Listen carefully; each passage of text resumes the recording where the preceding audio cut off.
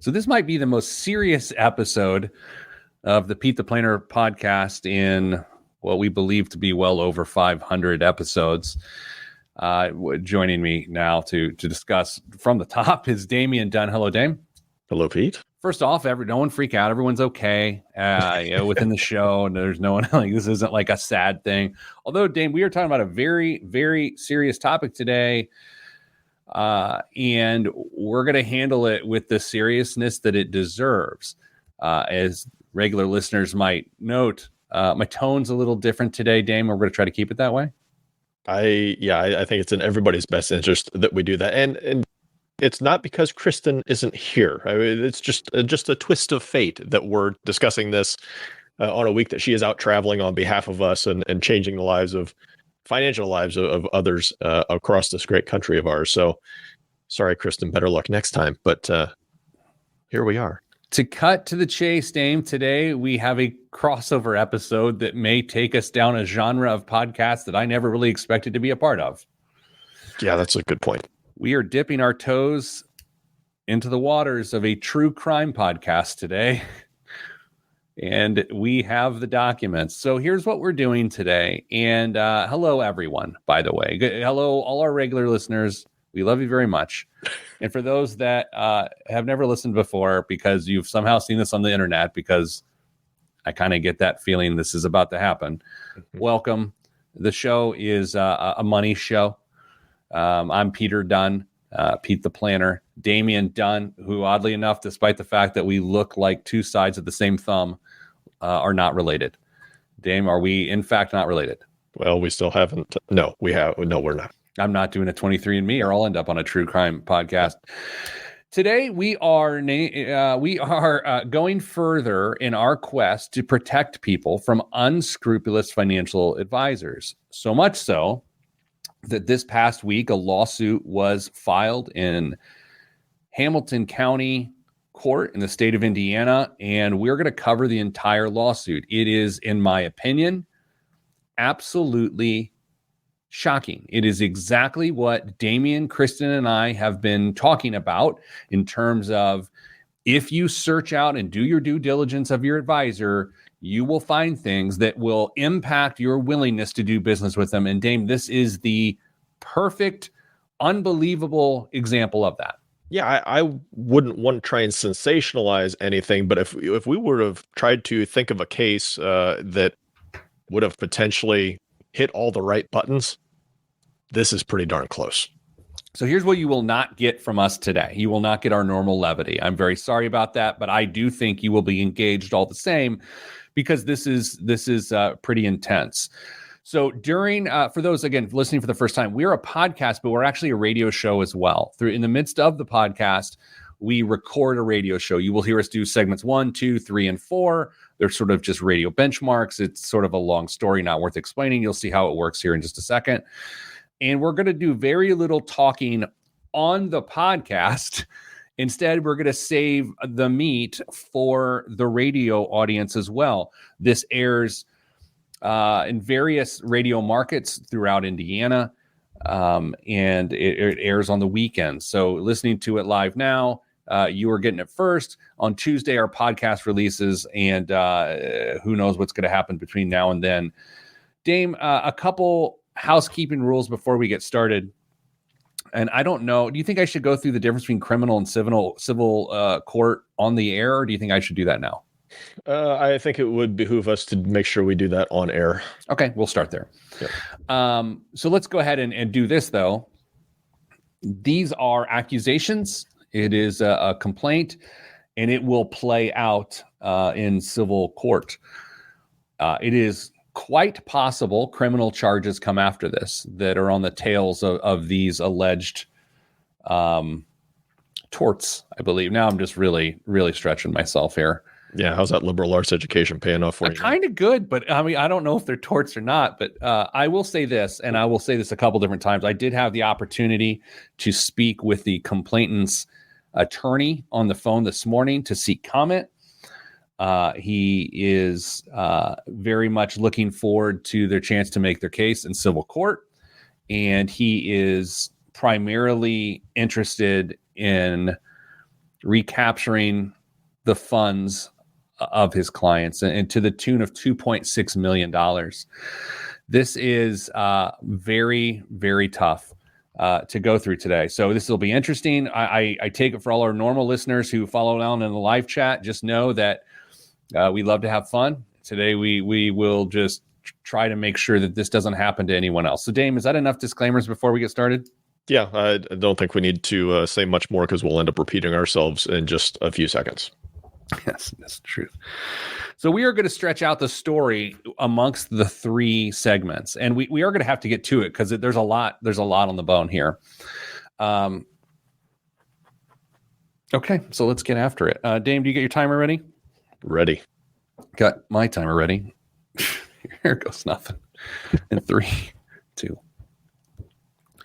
This week on the Pete the Planner Show, we don't answer your money questions. We're digging deep into a court case that has hit Hamilton County, Indiana courts this week. It is a civil complaint, and it involves malfeasance of a financial advisor who has reportedly stolen $2.6 million for clients. We're going to cover that at length this entire show today. There will be rules. Joining me is Damian Dunn, one of my co-hosts. Hello, Damian. Hello, Pete. No relation. None. Still important. One of the rules. Dame, this is a civil lawsuit. These are not criminal charges. It is possible that this lawsuit we covered today will end up in criminal charges. And I want to give a quick primer on the difference between criminal and civil court because I think it's very important. Number one, criminal lawsuits, the goal is to hold the defendant accountable to the state. Okay, the state being an entity. Civil lawsuit, the goal is to hold the defendant accountable to the victim. Fair? Yes. State prosecutes and controls the case in criminal lawsuits, and the victim initiates and controls the case in civil lawsuits. This is going well. I'm about to read for an hour, and I can't read. The victim is a witness and does not have the right to direct the prosecution of the case or to veto the prosecutor's decisions in a criminal court, whereas the victim is a party, is entitled to all important information relating to the case and can make decisions about the direction of the case, such as settlement of the claim in civil court. There's a couple other really important elements I want to get to. In criminal court, state must prove that the perpetrator is guilty beyond a reasonable doubt. Okay.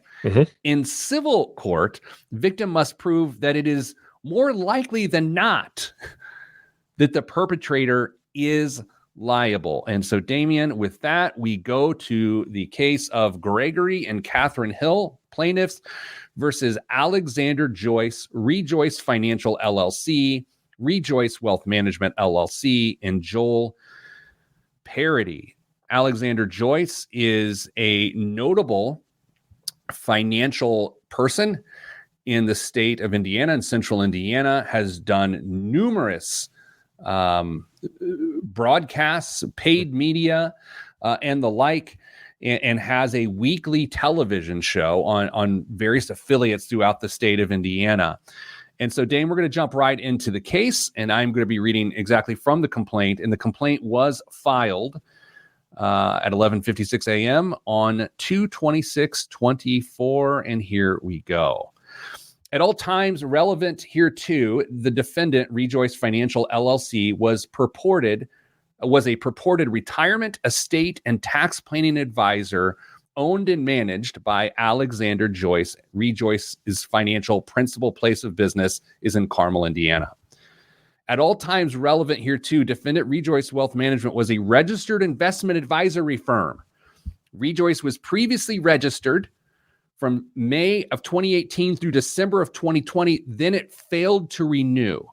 Rejoice then re-registered on October 17th, 2023, months after it received a wire transfer of $2,599,372.22 from the Hills, the plaintiffs, on July 31st of 2023. I want to talk about this for a second, Damian. Aside from the complaint, what we're seeing here is that funds were accepted to be invested months, July 31st to October 17th. Those are months in which the person wasn't actually registered to give financial advice.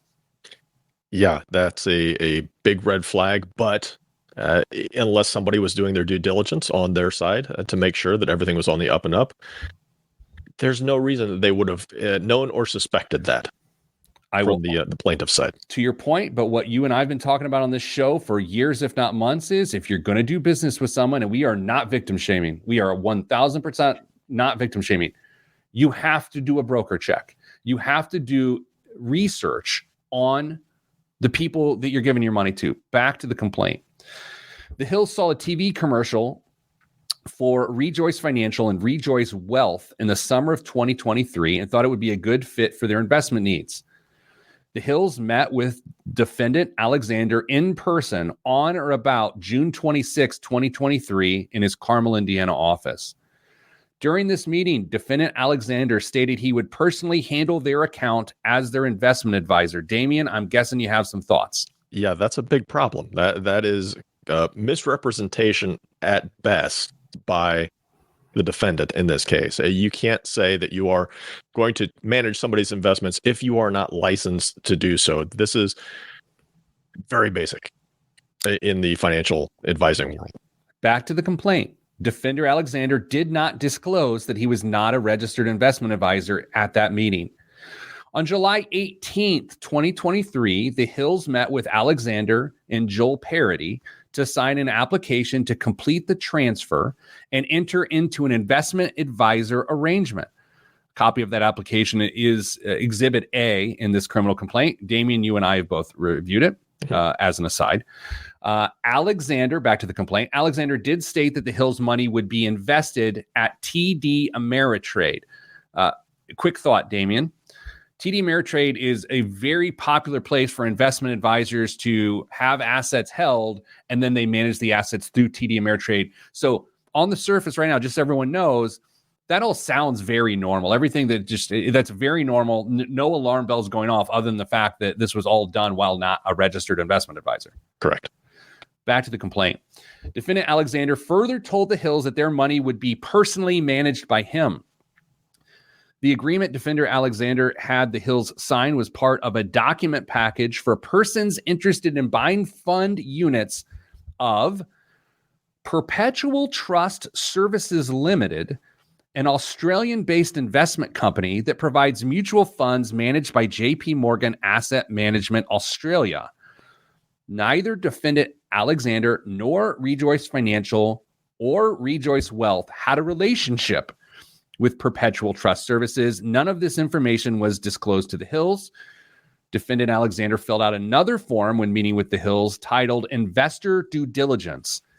A quick thought, Damien, you and I have both also reviewed that, and I will note it is a very standard due diligence form, and no alarm bells should have been going off in the Hills in our expert opinions. Correct. Back to the complaint. This form indicated that it was a Foundations Investment Advisor LLC form and part of the packet to establish an investment advisor-client relationship with Foundations. Foundations confirmed that I'm going to start that sentence over. Foundations confirmed that during July 2023, the only person who should have been providing investment advisory services was Joel Parody, as an aside, Dame, who's also named in the suit. Correct. Back to the complaint. This form was signed by Joel Parody as the investment advisor and lists defendant Alexander as servicing advisor and as a solicitor. Defendant Alexander's statement to the Hills that he would personally handle their account and his further interactions go beyond the scope of an investment advisory solicitor. Dame, well, here's what we're going to do as an aside. We're going to take a break for the radio audience here. And when we come back, that's when things actually heat up quite a bit. Okay, so we've just given you all the background. We've given you the discussion of what is in this complaint. When we come back, it is going to get interesting. It is going to get incredibly interesting. We bring this to you today on the air, not for entertainment purposes, But we want you to understand how serious these situations are, and we don't want you to ever be a part of one of these situations as the victim. Because this is what can happen when you don't look into the background of your investment advisor. We are not victim shaming. We are allies of the victims. We just want to make sure it doesn't happen to anyone else. We will continue this conversation next, right here on the Pete the Planner Show. I'm Pete the Planner. All right, Dame, so far, it actually hurts my bones to be this serious. I'm shaking, not because I'm angry or anxious. It's hard for me to not say kind of funny things. Less than 20 minutes to go. Right now, I want to say something clever, and I just doesn't feel like the venue. No, this is not the venue, nor the time, nor the place. Next week. We did some research, and I don't think this is important to go on the air. We did some research to verify the registration status. Mm-hmm. And in fact, Rejoice Wealth Management LLC was registered and failed to renew on December 31st of 2020. And where that gets a little interesting is, again, they re-registered under Rejoice Wealth Management, no LLC, and that matters. Name changes, it actually does matters a lot. 10/17/2023. 10/17/2023. So this is in the midst of all of this going on. And Dame, when we go back into the show here, I'm going to point this out, or maybe in the next segment. There's also something criminal going on here during this time frame, the fall of 2023, yes, with Alexander Joyce. Yes, that provides some context, I believe, important context to this suit. But we'll get back to that in a second. So let's. That, by the way, is not alleged. It is settled. It's nothing that we are hypothesizing on. It is a criminal. Let's just put it this way. I can show you the booking photo if you want, and time served, released from jail during this time frame. Yeah. Okay, let's get back at it. You ready, buddy? Let's go. 3, 2, 1. Back on the Pete the Planner Show. Different episode today, folks. If you listen on the weekends, we are going through a criminal complaint that was filed on February 26, 2024 in the state of Indiana in the county of Hamilton. Gregory and Catherine Hill, plaintiffs versus Alexander Joyce, Rejoice Financial LLC, Rejoice Wealth Management LLC, and Joel Parody. First segment of the show, we went through the background, and I just want to note, if you missed it, we're not going to cover all of that again, because we've already covered it. Go to PeteThePlanner.com and get our podcast on Tuesday. Or you can go to youtube.com/PeteThePlanner and you can watch the live stream of this episode as it occurred on Friday at 10 a.m. on March 1st. Damian Dunn joins me as always. Damian, these are accusations. This is a complaint. Alexander Joyce and the other parties will either find themselves held liable or they will not. It's not a matter of innocence and guilt. That's not a thing in civil court. And so let's continue on where we last left off. The victims, alleged victims, were presented with Australian investments of which the accused didn't have a relationship with. Back to the complaint. On or about July 26, 2023, defendant Alexander had the Hills fill out an ACH form and stated that it was needed to complete transfer to TD Ameritrade. Just quick aside, please. Quick aside. An ACH firm, as most people know, is a kind of like a wire transfer. You're just transferring money out of one account into another. ACH, I'm sure we could look it up. What's it stand for, Dan? Well, automated clearinghouse, I believe. Great. Now we're guessing. Could be wrong. All right. Back to the complaint. The ACH transfer form was blank. And when asked, Alexander stated that he would get the account number from TD Ameritrade and complete the form. Information gathered by the Securities Division I need to make an aside. There is a separate legal case going on right now with the Indiana Secretary of State's Office Securities Division on this case. Okay. Back to the complaint.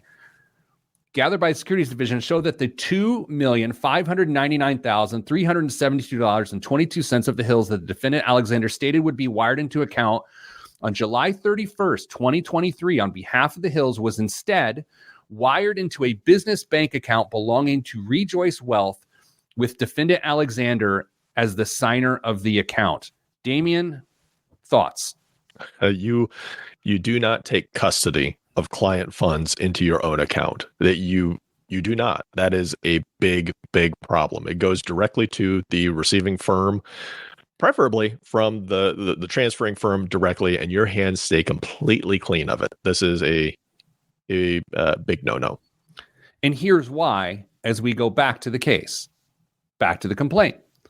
Less than 1 hour after the Hills money was wired to the account, Rejoice Wealth transferred $2,092.68 to Land Quest Title Services, DBA Dominion Title, for purchase of real estate at 1122 Laurelwood, Carmel, Indiana, 46032 in the name of Rejoice Wealth. Damien, an aside, I have thoughts, I have receipts. I'd like to draw your attention, if you're watching the live stream, to the screen right now while I show you the $2 million home that was purchased. It was purchased, last sold on August 1st of 2023. The close date was August 1st of 2023, sold for $2 million even.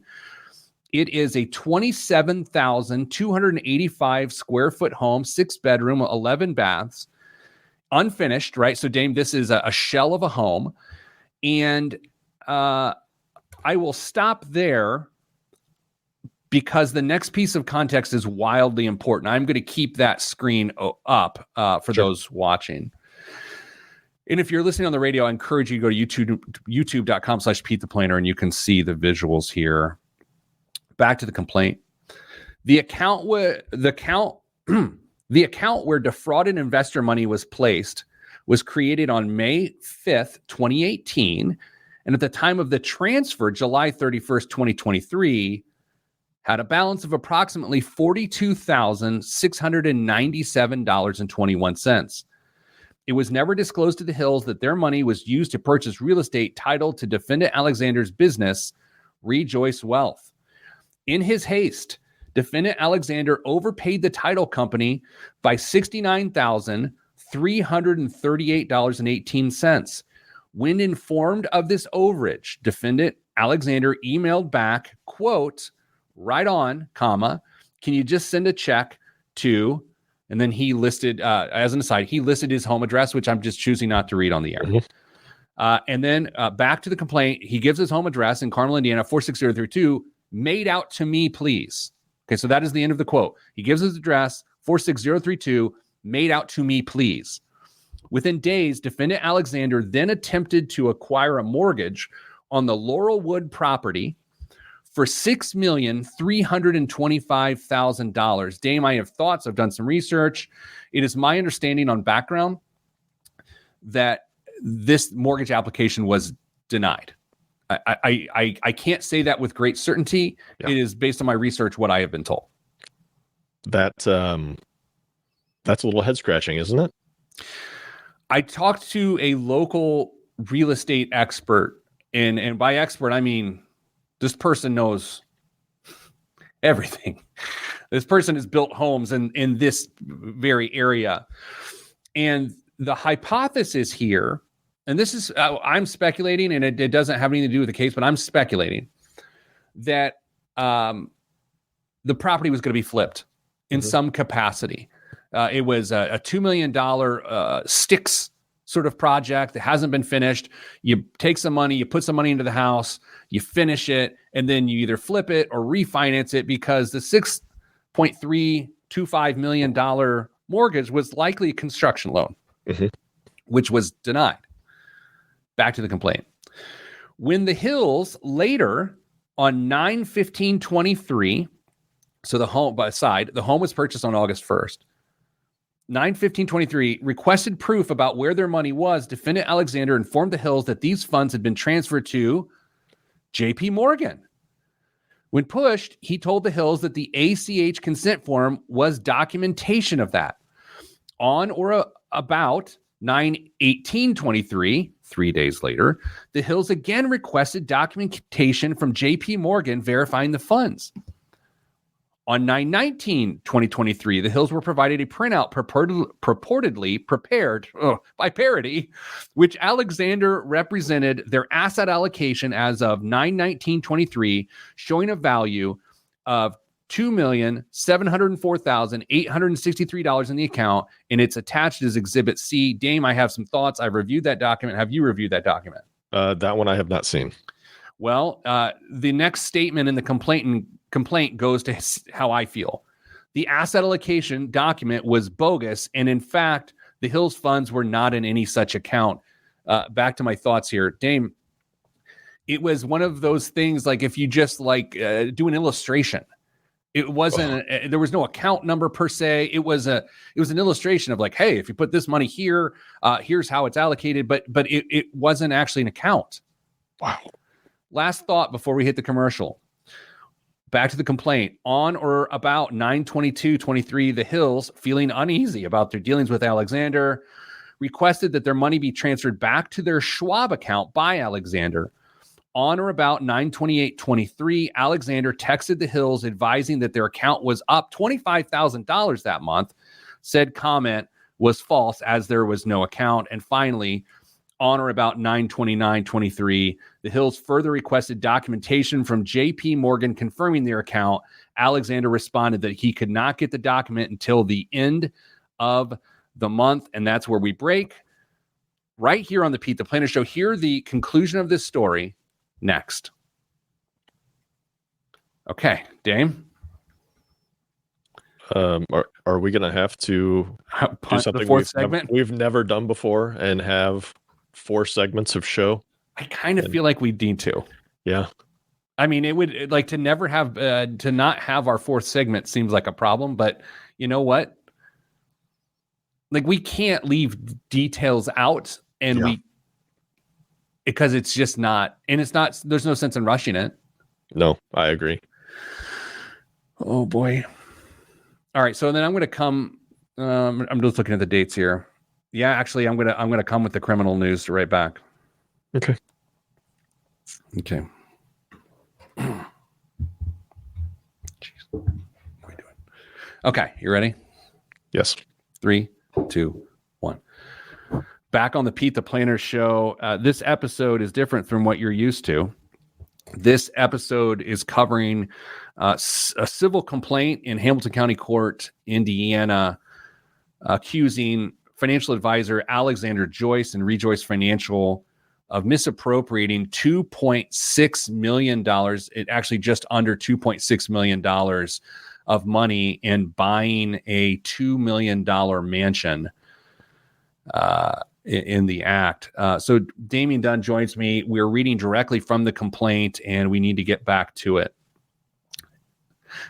Again, said statement by Alexander was false as no account was ever opened at JP Morgan for the Hills.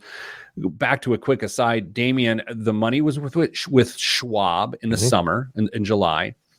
They filled out ACH forms to go to TD Ameritrade, and that money was actually ACH'd, allegedly, according to the complaint, into the purchase of a $2 million home on August 1st. And then at some point in time, all of a sudden, the money is magically in JP Morgan, according to this lawsuit. And that in itself is very confusing. Yeah, I'm not sure that there was actually an account at JP Morgan. I'm with you there. I don't think there was either. Okay, before I go to this next point in the complaint, which fast forwards to October 22nd of 2023, I think it's important to get another piece of business out there. And I just say this as factual and contextual because I think it starts to talk of the gap that existed between 9/29/23 and 10/22/23. That's a large gap when you don't know where your money is. It's 23 days. Alexander Joyce was in jail.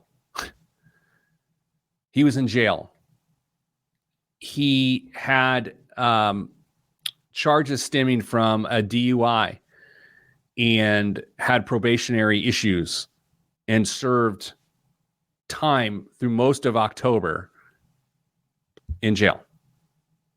That would be the gap. Yes. Back to the complaint. On or about 10/22/23, Alexander Joyce provided a circle back wealth management printout that appeared to show the Hills account. However, this printout also included accounts that defender Alexander did not have access to. Circle Black appears to be a wealth management software that relies upon information inputs from the investment advisor, but does not otherwise confirm the information as accurate. The Circle Back, and as an aside, within the complaint, it's both described as Circle Black and Circle Back. Yes. Okay. A clerical error. Back to the complaint. A printout of the Circle Black accounts page is attached on as Exhibit D. I have reviewed that. As an aside, Damien, have you reviewed that as well? I did not see that one either. You have used financial planning software, investment management software in the past, and sometimes it connects directly. It aggregates with the account. It has a back room handshake, if you will, and it's real-time data. Other times you put, I got $50,000 in this account, $16,000 in this account, and then it's a hypothetical input-driven system. And what this complaint saying is that's what this is. Correct. Yeah, you can either have that handshake, as you said, where everything is automated, or you can go in and just enter it in. It's a very common thing in financial advising where there's reporting software. Back to the complaint. On or about 11/5/23, the Hills once again demanded the return of their funds. On or about 11/10/23, the Hills received another document from Alexander purporting to reflect their portfolio. This document was from Foundation's Investments and showed a value of $2,684,662. This document was also bogus and is attached as Exhibit E. As an aside, I've reviewed that. Yeah, Damien, it appears to be bogus from what I know. Sure. Okay. And our fact checkers online have said it is Circle Black, not Circle Back. Circle Black is the investment service. Thank you for that, Andy. Okay, continuing on. On 12/19/2023, the Hills contacted JP Morgan and were advised that there were no accounts opened under their Social Security numbers. The Hills immediately contacted Alexander and demanded return of their money. Once again, aside, the next note picks up on January 17th of this year of 2024, and we've not done this yet. And Dave, maybe this is the whole last segment that we're going to do, but I just have to say at this point in time, I am sick to my stomach about what the Hills are going through. And I'm sick to my stomach that this large gap is occurring over the December holidays. And I cannot imagine, when people are generally emotional and retrospective, how awful December was for the Hills. Yeah, you've been in this state of limbo for 6 months at this point. 6 months. And now you're starting to wonder, there have to be doubts creeping in. Is it gone forever? Is it gone for good? I cannot fathom the hell that those two people are going through. And you say going through, and that is still the reality. Part of the reason this lawsuit exists in part is because they still don't have their money back. Yeah. Again, I spoke to their attorney this morning, some on background, some with comment, and they're just trying to get their money back. Okay. Back to the complaint. On January 17th of 2024, Alexander admitted that he had purchased a house with the Hills money and attempted to get them to sign a real estate investors agreement attached as Exhibit F. As an aside, I've reviewed that agreement. Damien, I'm going to speculate here. An attorney had to have been involved with that document. It very much feels like a legal document. And at this point in time, I'm thinking, okay, who else is involved in this? Because it's a pretty intense document that basically says, hey, now this money that you thought was in an Australian thing / TD Ameritrade / JP Morgan, well, months ago, I actually bought real estate, and now you own real estate, even though the real estate's in my name. And that's where we're at. Yeah. And then we conclude the complaint portion of the complaint with the following phrase. The Hills did not sign the real estate investors agreement and to this date have not received, or pardon me, have received none of the nearly $2.6 million that Alexander transferred to his account. The charges, again, this is where I don't know civil versus criminal. He's being accused of count 1 of conversion. He's being accused of count 2 of breach of contract, count 3 of fraud, count 4 of breach of fiduciary duty and constructive trust, count 5 of constructive fraud, and count 6 of quantum merit. This is where I should have paid attention to my Latin courses. And count 7, negligence. Okay. Damien, we got a minute left in this segment or so, and then we're going to talk about this at length in the next segment. The purpose of us discussing this today is nothing about anything other than protecting people from having this happen to them. When you do not check your broker check, when you do not check criminal records or civil records within the place of which you live or where the person resides that might manage your money, these sorts of things happen. And here's the interesting thing. Right here, right now, Alexander Joyce, for most people in our community, have no idea that this is going on. They have no idea any of this has occurred. I don't know if he's still out soliciting business or not. But it is possible since February 26th of 2024, people have gone into business with him. I don't know. It's just possible. But if they would have checked Indiana criminal records, they would see that this is a person that allegedly cannot be trusted. Is that a fair assessment? Yeah. I mean, if you think we are being heavy-handed with the repeated calls for due diligence on the investor or the client's part, I hope you see it for what it is. We are genuinely trying to encourage those to make sure they are protecting themselves and their interests and their families, because that is what we're here for. What we're going to do when we come back, we're going to talk in specifics what not to do. Where did things go wrong within this? Not victim shaming, but how can you learn from this and make sure it does not happen to you? That is next on the Pete the Planner Show. I'm Pete the Planner. I really don't like being serious this long. I'm going to throw up. You're going to do a special 5th segment just to let it all out. I feel like I'm going to, after this is over, I'm going to put on a bozo nose and clown shoes and just go around and squeak a rubber chicken at our colleagues the rest of the day. You can do what you want. Also called Friday, right? It's just also called Friday.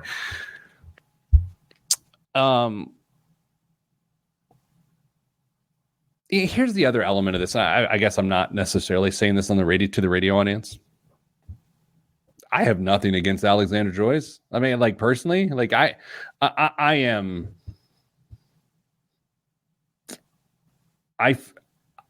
I'm upset in the sense that I don't like if this is in fact true. It's just terrible, right? You know what I mean? But I have nothing personally against him. And I view anyone in the financial world as a compatriot, a colleague that we're all just sort of working together to help people. And so I do get upset by this stuff. But these are public filings. It is quite possible. I don't even know how to handicap this, Dame. It's quite possible that in a court, a civil court, that he is able to prove that none of this happened. He's not liable. I suppose that's possible. We're only hearing one side of the story, and the preponderance of evidence, if the timeline plays out, seems to be fairly reasonable, but we don't have the other side of the story. And while I agree, I like to think that everybody is playing on the same team in the financial industry, trying to help people with their financial lives and get people to that next level and achieve financial stability and the retirement of their dreams. But you and I both know that there are bad apples in every profession, and there are some folks out there who are capable of things just like this, whether or not Mr. Joyce did this. And it's just a tale as old as time, that people are going to take advantage of others. And unfortunately, this is one of the cases we have to consider. Yeah. Again, I speaking to the attorney of the complainants today, these are hardworking people. Not that whether they worked hard or not, does it really matter? But $2.6 million being allegedly sort of just stolen from them, it's no good. My hope in this show today is a weird one. I hope that this show gets enough listens that other people, if they are in fact victims of this particular advisor or another advisor, are able to discover that and can start the process of being made whole if that is all humanly possible. David, you and I know that's the hard part. Yeah, I think that's a wonderful goal for this particular show. I also know that a lot of people won't proceed with their suspicions because any number of reasons that they're struggling with, and it's a shame because they have every right to try and be made whole and have their finances managed in a responsible way. All right, let's see if we can wrap this thing up without me making a joke for an entire show. That might be more impressive than making you laugh for 6 weeks straight. Whew. Okay. 3, 2, 1. Back on the Pete the Planner Show. It's a special episode this week. We are looking with great detail into a civil case that was filed in Hamilton County, Indiana court on February 26th, accusing Alexander Joyce, Rejoice Financial LLC, Rejoice Wealth Management, and Joel Parody of misappropriating, and that's saying it loosely, roughly $2.6 million of clients' money, which was allegedly supposed to be placed in Damien, an Australian investment managed by JP Morgan, TD Ameritrade, back to JP Morgan, and then eventually the receipts suggest and documents suggest that 1 hour after the ACH form transferring the $2.599 million out of the Hills account, 1 hour later,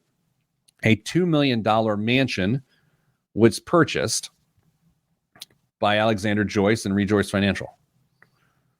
That's where we're at.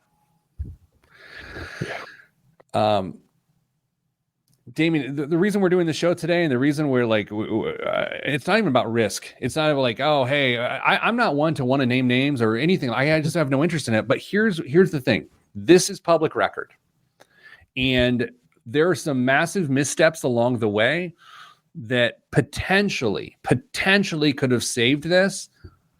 And so I'd like to take a couple minutes to talk about them without suggesting that the Hills did anything wrong. It's sort of good, better, best. There's a good thing they could have done, a better thing they could have done, and the best thing they could have done, but good should be good enough. Sure. Damon, a blank ACH form. Where does that hit you? Right in the suspicions. Because that's the ACH form that a client would sign to move the money from a bank account or investment account to another one should be done on the receiving firm's paper, first and foremost. And it should be very clear where that money is being sent to. It'll be sent to the bank that is associated with that firm, and you'll fill in the information of where it's coming from. You'll sign off on it. The advisor will likely sign off on it, but it should be very clear that it's going to that institution, and with no room for change on that, because you want to be sure where that money is going to end up.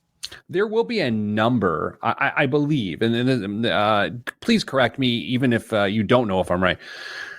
There should be a number on that ACH form that gives basically like a transit number for the entity receiving the money, correct? I think so. It's been a while. It's been a long time since I filled out an ACH form, so I don't know what they look like anymore, but it's very clear on where that money is going.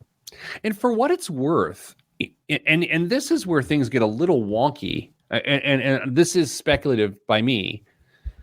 Wouldn't it just have been an ACATS form and not an ACH form? That's one of the challenges that I have. I'm glad you picked up on it, because in my mind, back when I was doing this, a million eons ago, just would have been an ACH or an ACAT, not an ACH. And so it's an account transfer form, and it's from an investment institution to another investment institution. An ACH form by nature are banking transfers. So it is possible, and again, we're speculating, but we're just like trying to parse this out because this is wild. The money was originally at Schwab. Did it get moved into a Schwab bank or money market account where it could be ACH'd into another bank? Is that just how it's done today? I don't know. It had to be in cash. Obviously, it wasn't an in-kind transfer, so there had to be, it move into cash, whether it was a money market or whether it got moved into a checking account. I don't know, but it certainly found its way into a normal bank account. There's some hidden elements to this, which again is speculative of us, and we're just trying to handle this the best we can. And you just touched on it, whether you know it or not. It came over in cash, which is to say, at one point, it was likely in securities. Mm-hmm. If you're at a Schwab account, it is likely in securities. And so if they were told to liquidate those securities, that is investment advice. And if you're not an investment advisor, you can't tell someone to liquidate securities.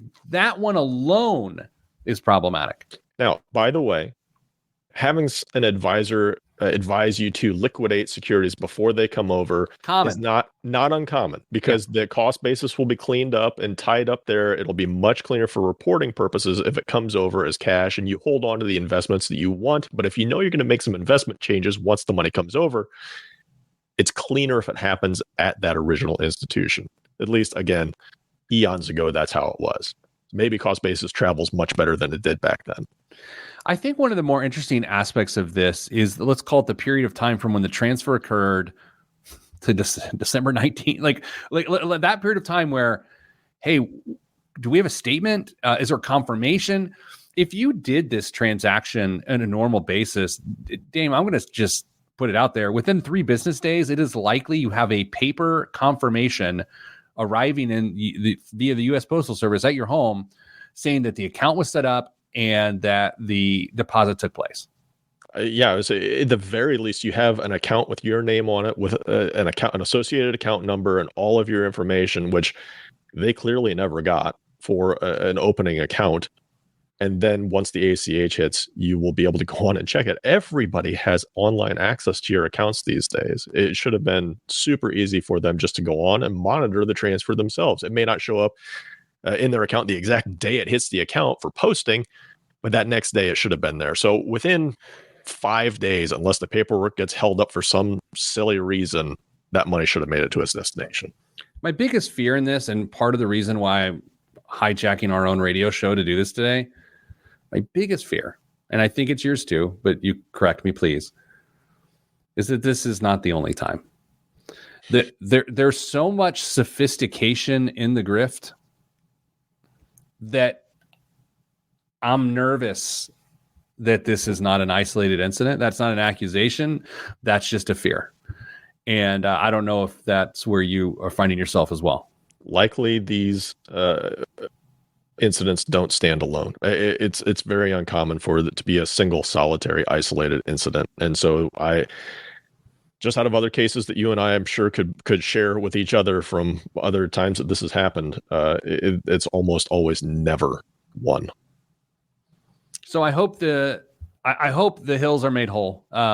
Again, if what is said in this complaint, or what is purported in this complaint, is in fact the truth, I hope they are made whole, and I hope the state of Indiana does everything they can to do that. Yeah, I don't know. I don't know. I don't even know what the process would be to try and recoup some of this. Unfortunately, I also know that in many cases like this, there's not a whole lot to recover. Now, one of our listeners via Facebook asked a really interesting question right now, and I'm not going to post their comment. I'm just going to read it because I keep them out of this.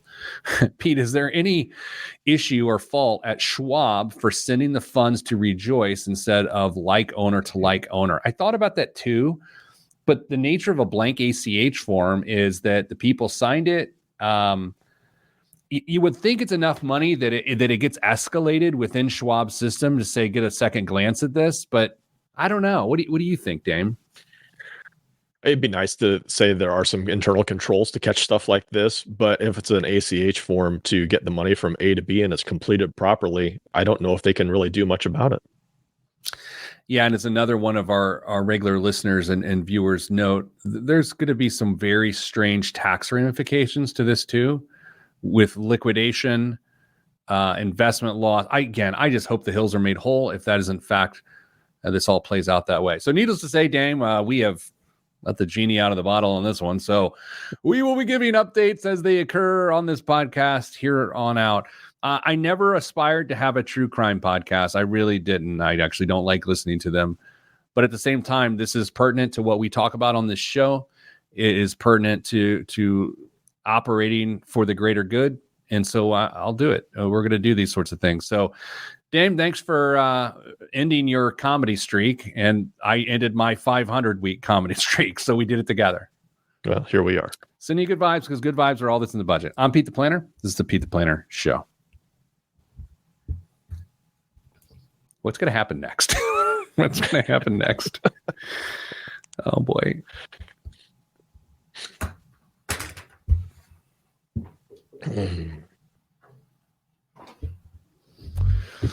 Oh, Kristen just popped in. She's here. I think she's at the office. She out in the hall? She might be. Let me guess. She was traveling today, and if we asked her to walk into the studio right now and go on camera, she would probably rather kill me. Probably. Yeah. All right, Dame. That's it. It's a brave new world. I don't. It's going to take a little while to reconcile how I feel about this show. I'm nervous. I'm nervous because I don't see. This is my opinion. I don't see what money they get back. Okay, because here's what I think will happen. The property will be liquidated. Okay, because from what I can tell from records, Ace still owns the property. But and it could be tied directly to it was their money. So there's the idea that, well, that is literally theirs. It's not other assets that are other people's assets. I think that argument can be made. Paper trail, sure. Especially given that it happened in less than 60 American minutes. Yeah. But what I don't know is if other people are finding themselves in a similar predicament, how does that complicate the proceeds from that $2 million? And the timing, I would assume, would have a lot to do with that. And because unless other cases are brought while this one is still pending, I don't know if there would be anything else to do on it. So Kristen is currently in the air right now. Is she in the air or is she on like a taxiway or a ramp? Oh, she's on a 737. So yeah, hopefully she's in the air because I don't think I authorized go in flight on this trip. You know? Yeah. That was a weird flex. It was rude. I'm kidding. Of course, if you want to use Wi-Fi on your flight, that's fine. Just pay for it out of your personal funds. Exactly. I mean, for her to listen to us, no, it's impossible. You can't stream. Can you stream on an airplane? No, and she told me she was in the middle seat earlier today. So, I mean, she would have been sharing us with 2 other people. Well, that would have tripled our listeners. And Dane, before I go and before you go and the day takes hold of whatever's next, you got anything to offer us? No, I don't. It's a very demure close to the show today. So, yeah, let's take a look at that. Look at that house. Okay, so for those that are on the podcast, I'm going through the pictures of the estate, the $2 million purchase. I drive by this on the way to work every day, by the way. That is Crooked Stick, I believe. It looks like the Masters, that particular. Now, for those that are listening on the podcast, you are listening to me describe pictures, which is not my jam. Here's a picture of construction of this is the final look of what it's supposed to look like, a castle-like stone facade. Wow, that rear elevation. Yikes. Impressive. Yeah, I mean, it's got infinity pool sort of waterfall over a fire pit. Now, again, I'm not a real estate expert by any means, but, and I do mean but, this looks like it would be worth more than $2 million because a pretty ordinary house in that area, rather ordinary, goes for $1 million. So maybe that's where the $6 million mortgage attempt comes from. There's no way. I mean, you could not do that for $2 million. You couldn't do that for $2 million in Northeast Indiana. Yeah. All right. Sort of, I guess maybe my final note. I do like that room. Whoa. Final note. Final disclosure here for us. Again, this is about the hills, in my opinion. No one asked us, but this is about the hills, and I'd love to see him made whole. I'm not trying to put pressure on anything. I just don't want people to get caught up in this. So, for what it's worth, hope this all works out. Someone else noted something within the comments here that I also thought of earlier this week. Someone said he would have to steal more money, allegedly, just to maintain the monthly upkeep. I thought of that too. I was like, man, that's a lot. I mean, that's a lot of upkeep. The taxes on that property prior to being built are $36,000 a year. Prior to being developed, it was $36,000 a year. Yeah. So the $36,000 prior to development were the taxes. Let me confirm that because I looked at it earlier today. Here we go. 33,000 on the tax assessment of 2.4 million. 33,000. Well, the tax assessment is not going to be 2.4 million when it's all over. Yeah. Well, it's a 1% cap in Indiana, so do the math on what the assessment. Yeah, take your best guess on assessment. So, I want to do something else here. I want to pull this up. I want to show this on the air here. I want to show the actual map of where this is for those that care. This is off of Ditch Road in Carmel, Indiana, just south of 106th Street. So if you're on Ditch Road and you're driving south, which is how I get to work, you're coming from the north, you're driving south, you cross over 106th Street. Dame, there's a roundabout there. Of course. It's on your left. It's on your left. It's a gated neighborhood. It's very large. And it's been built for a few years. And that is the reality there, buddy. I believe Crooked Stick is north of 106th. You're right. So it has a Crooked Stick look to it. Crooked Stick is north of 106th and also west of Ditch for what it's worth. But there's where it's at. Okay, let's be done. It's starting to feel like I don't want it to feel. So, all right, Dame. Thank you. Everyone else, stay getting money.